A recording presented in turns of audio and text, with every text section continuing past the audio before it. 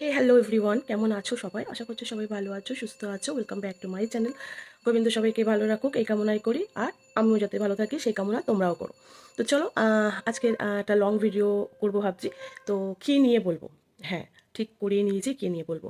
তার আগে এটা বলে রাখি যে যে স্টোরিটা আমি তোমাদের সামনে বলতে চলেছি, সেই স্টোরিটার যে মানুষগুলো আছে সেই স্টোরিতে, সেই মানুষগুলোর নাম বলবো না, তাদের কোনো ছবি আমি আমার এই ভিডিওতে অ্যাড করব না। ঠিক আছে? তো এটা আমি করি না, এটা বলতে পারো এটা আমার একটা নীতি। আমি এসব করি না। তো আমি যেমন স্টোরি তোমাদেরকে বলি সেরকমই বলবো।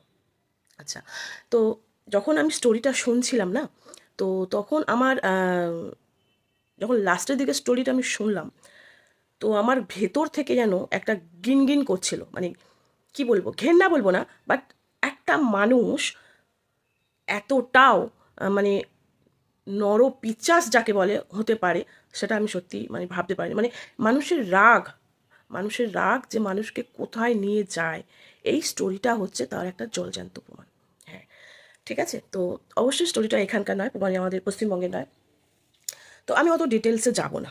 জাস্ট আমি আমার অনুভূতিটা তোমাদের সাথে শেয়ার করব সেই স্টোরিটা শুনে আমার কেমন লাগলো। যে সত্যি তো একজন হাজব্যান্ড ওয়াইফের মধ্যে ঝগড়া হতেই পারে, ঠিক আছে? এটা একটা কমন ব্যাপার, হাজব্যান্ড ওয়াইফের মধ্যে ঝগড়া। এক মিনিট। তো হাজব্যান্ড ওয়াইফের মধ্যে যে ঝগড়া হয়, মনোমালিন্য হয়, মান অভিমান হয়, সেটা একটা কমন ব্যাপার। বাট রাগ রাগ যে মানুষকে কোথায় নিয়ে যায়, মানে একজন ভালো মানুষকেও মানুষ মানে রাগ সেই মানুষটাকে মানে যে মানুষটা কল্পনাও করতে পারে না যে আমি এইরকম কোনো কাজ করতে পারি, ঠিক আছে? এবং রাগে বশীভূত হয়ে যে কাজটা করে ফেলেছে, এবং সেই কাজটাকে লোপাট করার জন্য আরও বড় অন্যায়, মানে ঘৃণ্য থেকে ঘৃণ্যতম কাজ, যে কাজটা একজন সাধারণ মানুষের পক্ষে যাদের মানে করাটা অসম্ভব। তো সেরমই একজন আর্মিতে একজন কাজ করতেন, এবং সে বিয়ে করে দিব্যি সংসার করছিল, এবং এবং সে সংসার জীবনটা ভালোই বাঁচত। তো আমি এই ভিডিওটা দুবার দেখেছি, এবং অবশ্যই তাদের সেই কন্টেন্ট ক্রিয়েটারটা আলাদা। তো যখন আমি শুনছিলাম আমি শুধু অবাক হয়ে যাচ্ছি যে এইরকমও মানুষ হয়। তো যাই হোক, তো আর্মিতে কাজ করতো এবং ফ্যামিলিকে এতটাই ভালোবাসতো, সে আর্মি থেকে রিজাইন করে সে একটা ডিফেন্সে সিকিউরিটি গার্ডে কাজ করতো। যাই হোক, সে পরিবারকে ভালোবাসতো, তার দুটো বাচ্চা। আচ্ছা, আমাদের এখানে যেমন মকর সংক্রান্তি হয়, তো নানান জায়গায় মকর সংক্রান্তি নানান জায়গায় নানানভাবে পালিত হয়। কোথাও পোঙ্গাল, কোথায় আরও কী সব আমি অত ডিটেলসে জানি না। বাট আমি স্টোরিটা যখন শুনেছি, হ্যাঁ, দেখো যেগুলো আমাদের বাঙালি কালচারে যেগুলো হয় সেইগুলোই নানান জায়গায় নানান নামে সেই জিনিসটাকে মানা হয়। তো আমাদের এই মকর সংক্রান্তি, পয়লা বৈশাখ, এই জিনিসগুলো সব জায়গায় পালন হয়, নানান জায়গায় নানানভাবে পালিত হয়। তো মকর সংক্রান্তির দিন এরকম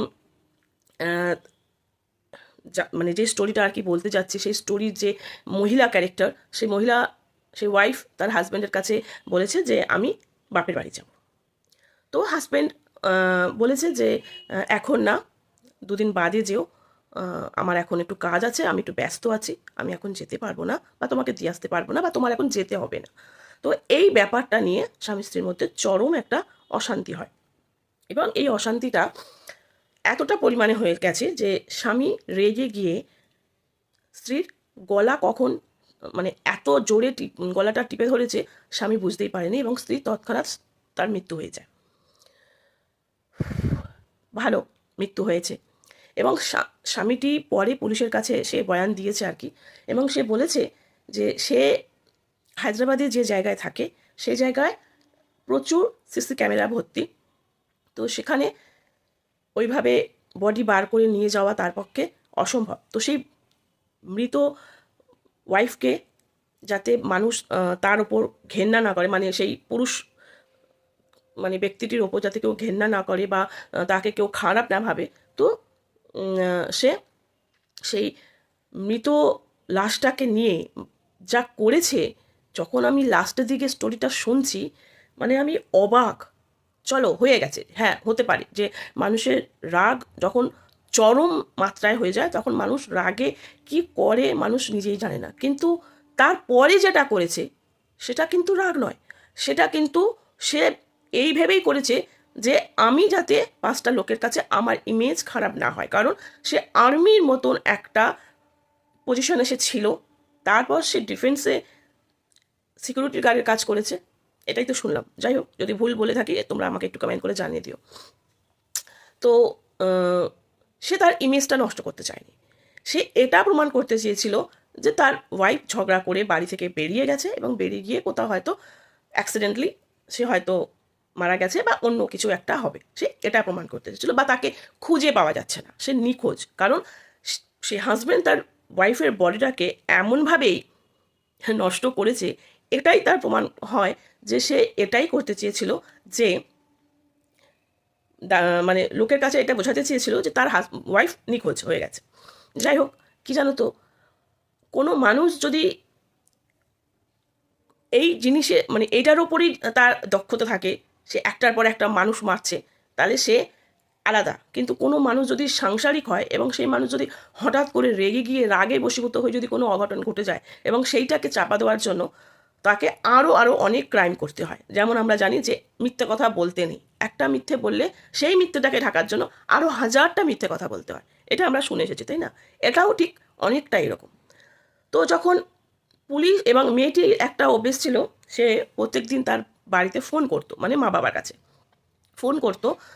তো দুদিন যখন ফোন করেনি, অবভিয়াসলি মা বাবা ভাবছে যে যে মেয়ে আমাকে রোজ দুবেলা ফোন করে, সেই মেয়ে আজ 2 দিন হয়ে গেল ফোন তো করছেই না, উপরন্ত মা বাবা তাকে ফোন করছে, সে ফোনও তাকে পাচ্ছে না।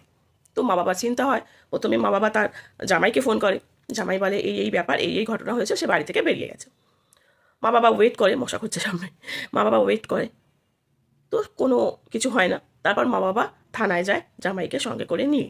থানায় গিয়ে যখন বলে, তো থানায় পুলিশের সাথে সেই হাজব্যান্ডের মানে যুক্তিসঙ্গত অনেক কথা হয় এবং পুলিশ প্রথমে বুঝতে পারেনি যে একজন হাজব্যান্ড এরকম করতে পারে। যাই হোক, পুলিশের তো মানে মাথাতে থাকে না, এবং তারা যে কাকে নজর করছে বা কাকে টার্গেট করছে বা কার প্রতি সন্দেহ করছে সেটা তো পুলিশ করেই থাকে। তো পুলিশের তেমনি একটা সন্দেহ হয়েছে তার হাজব্যান্ডের উপর, মানে সেই মৃত মহিলাটির হাজব্যান্ডের উপর। তো সেই হাজব্যান্ডকে এবং যেহেতু সে আর্মিতে আছে, তাকে তো সোজা সরলভাবে প্রশ্ন করলে হবে না, তো তাকে আর কি ঘুরিয়ে পেঁচিয়ে অনেক রকমভাবে একই প্রশ্ন অনেকবার করা হয় এবং সেই হাজব্যান্ড তখন তাকে পুরো ঘটনাটি বলে যে সে কি হয়েছে, সেই দিন কি হয়েছে এবং সে কি করেছে। এইবার বলি সে কি করেছে। সেটা হচ্ছে, প্রথমত সে তার ওয়াইফকে রাগে বশীভূত হয়ে গলাটা টিপে ধরেছে, সে বুঝতে পারেনি সে কখন মারা গেছে। ভালো কথা, মারা গেছে, এবং সে বডিটা কী করবে, কারণ এরকম অনেক ঘটনা আমরা দেখি যে বডিকে অনেক রকমভাবে নষ্ট করা হয়। তো এমনভাবে নষ্ট, এবং সেই ব্যক্তিটি, পুরুষ ব্যক্তিটি এমনভাবে সেই বডিটিকে নষ্ট করতে চেয়েছিল যাতে পুলিশ তাকে কোনোভাবে ধরতে না পারে। তো সে কী করেছে না, বডিটিকে বাথরুমে নিয়ে গিয়ে সেটাকে টুকরো করেছে। টুকরো করে, এবার তো নিয়ে যাওয়া যাবে না, কারণ যে এলাকায় থাকে জনবসতি অনেকটাই এবং প্রচুর সিসি ক্যামেরা ভর্তি, ওইভাবে নিয়ে যাওয়া যাবে না। কি করেছে, মানে যখন শুনছি না আমার গা ভেতরে গুলিয়ে উঠছে যে একটা মানুষ এরকম কি করে হতে পারে। এবং সেই বডিটিকে টুকরো করে প্রেশার কুকারে সেদ্ধ করেছে। ভাবতে পারছো, আমি এরপর আর কী করে প্রেশার কুকারে সেদ্ধ করা মাংস খাবো আমি জানি না। যাই হোক, আমি হয়তো তোমার সামনে হেসে বলছি, বাট এটা মোটেও হেসে বলার মতো নয়, ঠিক আছে? তো যারা এই ঘটনাটি শুনেছো তারা প্লিজ আমাকে একটু কমেন্ট করে বলো। বাট আমি 2 দিন ধরে এই ঘটনাটা আমার হোম পেজে আসছে এবং আমি ঘটনাটা শুনছি, তো শুনে তাই তোমাদের সাথে একটু শেয়ার করছি, এবং তাই আমি পুরো নামও বলছি না। এবং আমি শুধু এটা বলতে চাইছি যে একটা মানুষ রাগে অনেক কিছু করতে পারে, কিন্তু তারপর যা করলো সেটা রাগ হতে পারে না, ঠিক আছে?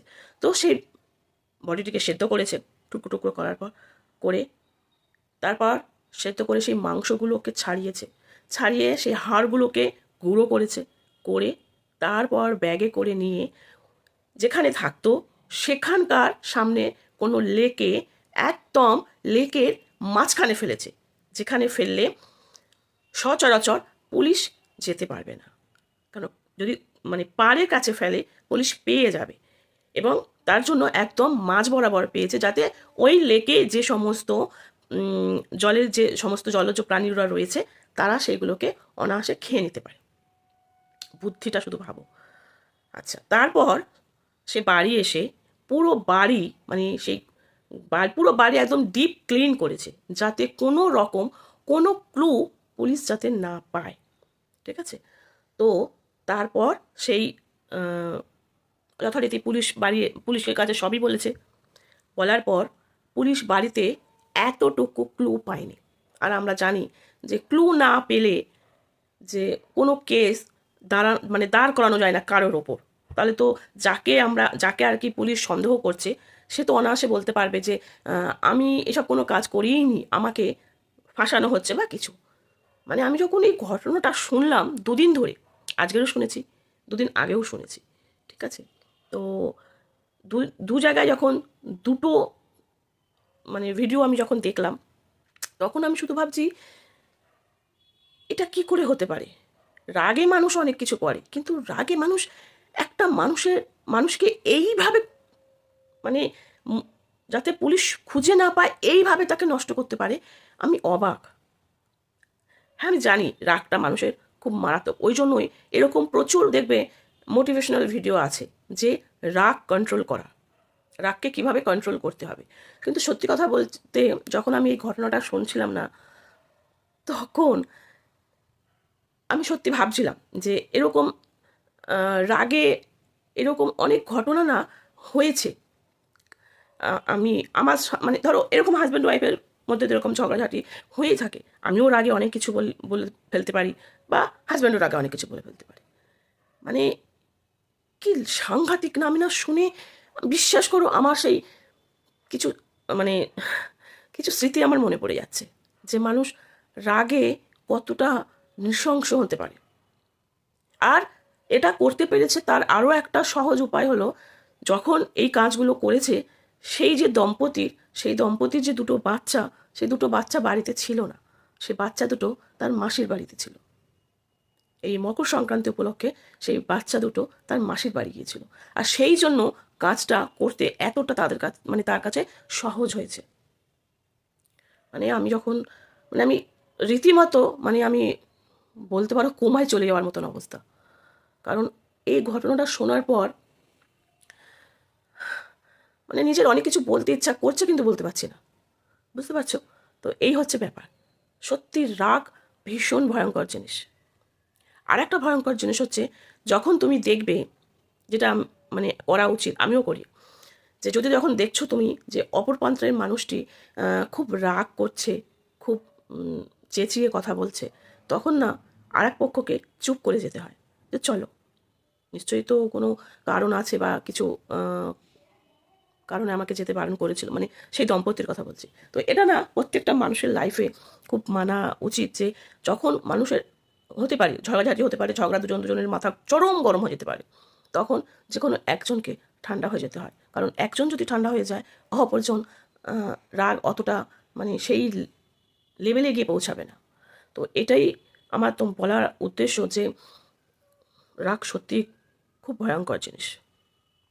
একটা রাগ একটা ফ্যামিলিকে পুরো নষ্ট করে দিল। একটা রাগ একটা মানুষের প্রাণ নিয়ে নিল। একটা রাগ একটা মা বাবার কাছ থেকে তার সন্তানকে কেড়ে নিল। একটা রাগ তার দুটো ছোট ছোট বাচ্চার কাছ থেকে তার মাকে কেড়ে নিল। এটাই বলতে চাইছি। তাই রাগকে কন্ট্রোল করতেই হবে। খুব অদ্ভুত লাগছে এই স্টোরিগুলো যখন, এখন তো এই সমস্ত, যেহেতু আমি আরেকটা জিনিস দেখবে, ইউটিউবে যদি তুমি কোনো ভিডিও দেখো, তারপর ওইরকম ধরনের ভিডিওগুলোই তোমার সামনে এসে যাবে। তো ন্যাচারালি আমার সামনেও যখন আমি একটা ভিডিও দেখেছি, তো ন্যাচারালি আমার কাছে পরপর সেই স্টোরিটার উপর 2-3টে ভিডিও আমি দেখেছি, বুঝতে পারলে? তো এটাই হচ্ছে ব্যাপার। তো আমি সত্যি এখান থেকে আমি নিজে শিক্ষা পেয়েছি, এবং আমি জানি যে রাগটা খুবই ভয়ঙ্কর জিনিস, ভয়ঙ্কর মারাত্মক ভয়ঙ্কর। তাই এই রাগকে কন্ট্রোল করতে হবে। আর আমি জানি না এই কেসটাতে তার পরবর্তী রায় কী বেরিয়েছে, সেটা আমার সেই সেটার উপর ভিডিও আমার এখনও দেখা হয়নি, তাই আমি বলতে পারবো না। আমি শুধু এটুকু বলতেই ভিডিওটা করেছি যে রাগ কমাতে হবে মানুষকে। কারণ আজকের দিনে মানুষের মধ্যে না সামান্য সামান্য জিনিসে মানুষ এতটা রেগে যাচ্ছে এবং সেই রাগ গিয়ে চরম লেভেলে পৌঁছে যাচ্ছে। ভীষণ বাজে জিনিস, ভীষণ বাজে জিনিস। যাই হোক, স্টোরিটা তোমাদের কেমন লাগলো অবশ্যই আমাকে জানিও। আর এই স্টোরিটা আমি ইচ্ছে করেই নাম বলিনি এবং ফটো আমি এখানে দেবো না, ইচ্ছা করেই দেবো না। তো আমি চাই না এসব দিতে। তো চলো, সবাই ভালো থেকো, সুস্থ থেকো। আর আমার যে সমস্ত ভিউয়ার্সরা আছো, বা যদি এই ভিডিওটা আরও কেউ দেখে থাকো, তাহলে তাদের উদ্দেশ্যে একটা কথাই বলবো যে জীবনে আর যাই করো, রাগকে কিন্তু কন্ট্রোল করতে হবে। রাগে এমন কিছু করে বসো না যেটা পরবর্তীকালে নিজের জীবনে ক্ষতি হয়ে যায়, বিরাট বড় ক্ষতি হয়ে যায়। তাই যাই করবে একটু ভেবে চিন্তে, একটু রাগটাকে সামলে করো, ঠিক আছে? কারণ স্বামী স্ত্রীর মধ্যে ঝগড়া, অশান্তি, মনোমালিন্য, অভিমান, অভিযোগ থাকেই থাকেই প্রত্যেক মানুষের মধ্যে। তো সেটাকে যে এই লেভেলে পৌঁছে যাবে, মানে সত্যি অবাক লাগছে। যাই হোক, বেশি আর ভিডিওটা বড় করব না। সবাই ভালো থেকো, সুস্থ থেকো।